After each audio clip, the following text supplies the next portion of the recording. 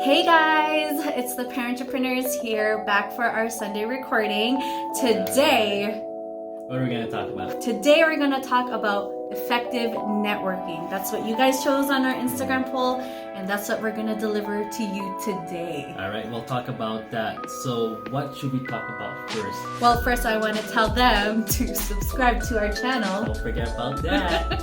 And hit the notification bell to get notified of our new videos, which we're doing every Sunday. So make sure you do that. Make sure to like this video and comment down below. We love engagement. We love answering questions. So please don't be afraid to ask us questions. Yeah, and don't forget, to like our stuff, because if you do, it's gonna help our social media algorithm. So please, help us out.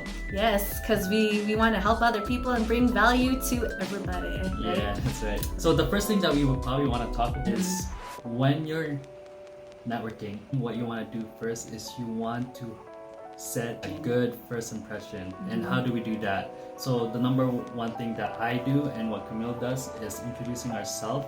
And also when we introduce ourselves, we actually engage in a way where we do a handshake. I actually go like this. Maybe we can demonstrate. I go like this, go like that. But also I just do a handshake like this. I actually either touch their elbow or their shoulder, just to kind of have a little bit of more of intimacy, and it builds trust. Yeah, and also humans are just naturally touchy creatures. Like we just like the feeling of being touched, whether it's a hug, whether it's like a pat on the back, or kind of like an appreciation that hey, you're here, or you're doing a good job. Thank you for your presence. But also you don't want to go overboard. No, you don't want to jump on the person. Like, hey, nice to meet you. Yeah, you don't want to do that. So you gotta find the boundary and see which one works. Because for me, I know that when I shake somebody's hand and I tap either the elbow or their forearm or their shoulder, it works well. Yeah, and it makes you stand out above a lot of people, because majority of people will just do a normal handshake and then just leave. That's it, and they just introduce themselves, and after that they're like, okay. Yeah, it's like, is that it? Yeah, so you gotta make a really good first impression. So that's the one hack that I use to be more memorable. The next thing that you can do to have a really good impression on somebody is to remember their name. I know a lot of people struggle with this. So one way that you can enhance your memory when you're meeting someone is to associate their name with someone that you know, or maybe you want to relate them to an object, or whatever can make it easier for you. So for example, McFrancis, his name is very unique. It's going to be hard to remember Mick Francis, right? Yeah. So what I can associate his name with is McDonald's, because it's McDonald's, and I love Francis. McDonald's and French fries and yum. Yeah. So something like that. Yeah. So because if you actually remember somebody's name, it's so effective that even when somebody remembers my name or somebody remembers your name, you're just like, whoa, that person really cares about me. That person is paying attention to me. So that's one key thing to take into consideration. And it can make up, it can make up their day. It can make up their whole week. Yeah. So remembering names is really key. I remember I had a friend that I used to work in a law firm with, and he remembered my name the first day that he met me and the first time he saw me. Yeah. And he's like, hey Camille, like the next day, and I was like, wow, you remember my name? My name is not easy to remember. So that stuck with me. So I remember that too, because when we went to a party together, your law firm function, and he introduced me, or you introduced him to me, and he remembered my name. I'm just like, whoa, he does remember. Yeah, just like the first time kind of thing. First time. So shout out to you, Jason Ta. Yeah. So the next thing that we want to discuss when we're talking about effective networking is to have the person who you're having a conversation with to talk about themselves. And we all know that we love to talk about ourselves, and that applies to other people. So if you have them talk about themselves, not only are you learning about them, but you're kind of giving them feedback that it's okay to talk about themselves and that you're listening, right? So that's that's a really important thing to do when you're having a conversation. It's just to have them talk about themselves so you get to learn more about them. Yeah, and something to add to that too is when you're actively listening and when they pause, then what you want to do is you want to actually relate to whatever they said so you can keep the conversation going and going and going. Another thing is to listen intently. So when I say listen, I mean you have to actually physically be present with the person that you're talking to.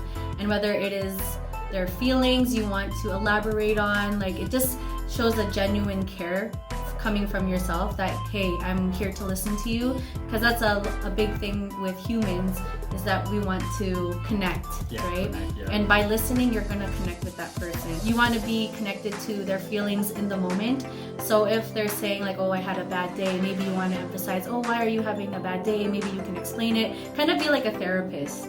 Yeah. And that's what everybody needs. And we gotta just to be heard. Yeah, just to be heard. And it's huge, especially in this day and age. Like people just want to be listened to. Like they just want to, they just want to talk about their problems. They just want to let it out. So give them a chance to, All right, guys. So we'll talk about next is multi-generation, and with that, when we hang out with older crowds, we notice that we tend to be more reserved and we learn more from them because of their experiences. And that's so invaluable is because that if you think about it, they've been through it all, and if you listen and you take their advice, you're gonna be far well off because the mistakes that maybe they did in the past, you can potentially avoid. Yeah. Let's talk about millennials. Our age group. And with that, we noticed that we tend to collaborate with them more because we experienced the same thing when we were growing up, and we kind of can relate to one another.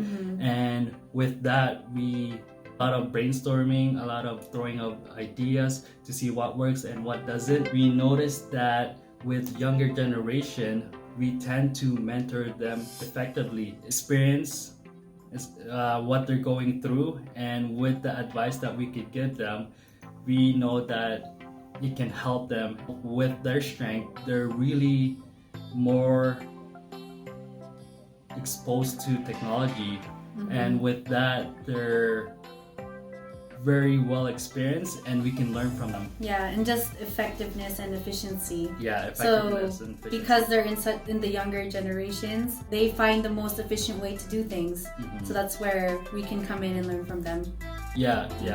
And to be honest, with that said, meaning like if they leverage technology more, and if we can learn from them and them learning, or if we can learn from them and how they use technology, we can use that skill set and bring it to our business and help our business scale. That's why it's important to be involved in multi-generations, not just your generation. Because you learn more throughout the different kind of age group. So another thing we want to touch on is trusting your gut.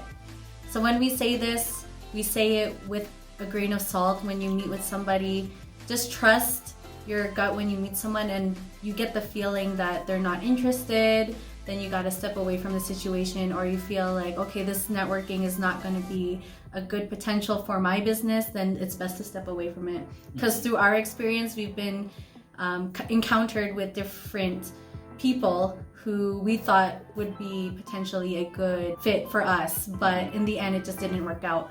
So just be careful with that, but just know that when your gut is telling you that this is not right, you should most definitely trust it. Yeah, listen to it. So if you guys made it this far, congratulations. We have decided to add this little tip for you guys just because you've stayed with us this long, and this is our #1 parentrepreneur hack for effective networking, and that is public speaking. That is so important, guys. So if you maybe saw our old videos, we talk about authority and how do you get authority, and that's through public speaking. And we experienced this many times when we did some small public speaking, and we just stood up in front of a crowd and we talk about our business. What happened, guys, is people just come to you after you make your presentation. You know why? it's because now you have authority. And also, I wanted to touch on the 3 things that make people an effective speaker. So the first one is logos, which is basically the logic behind your talk. And that talks about maybe your statistics, or maybe you have background information or expert knowledge on your topic. The second thing is ethos, which is your speaker credibility. So this can relate to, how does this relate to you? For example, if you're a doctor and you're talking about medicine, it makes you credible because you're a doctor. So that talks about the ethos aspect. And then the last thing is pathos, which relates to the emotional aspect. How are you connecting to your viewers or your audience? How are you relating to them in a way that makes them understand what you're talking about? So those are the 3 things that make a speaker more effective and are more successful when they're delivering a speech. Well, guys, just remember, if you have a chance to do some public speaking, Take it. you have to do it. Yeah. You must, because once you get up there, I know it's a bit frightening. It's actually one of the most feared things to do, aside from like heights and death. People are terrified of public speaking. But if you practice and be consistent with it, then you are setting yourself up for success, my friends. That's right. That's right. So just remember, guys, public speaking is key. I hope you guys have found this very informative, and I hope our little Parentrepreneur hack has helped you. And thank you guys for watching our video once again. We really appreciate you viewing our videos and liking and subscribing and all that good stuff. And don't forget to hit the notification bell. But for next week, we will post another Instagram poll on what we're going to be talking about. And until then, you have anything else to say? Anything to add? You always add something. Stay tuned. Yeah, stay tuned. I did that last time. Yeah. So we'll see you guys next time on our next video. Thank you. All right, see ya. Bye-bye.